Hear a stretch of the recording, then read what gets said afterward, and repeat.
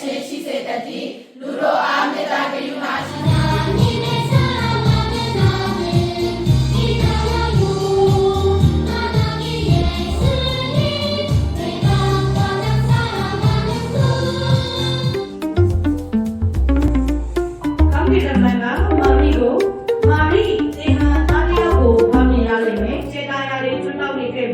တို့ထိန်းသားတွေကလည်းဝမ်းမြောက်ဝမ်းသာဖြစ်ခဲ့ကြပါလေ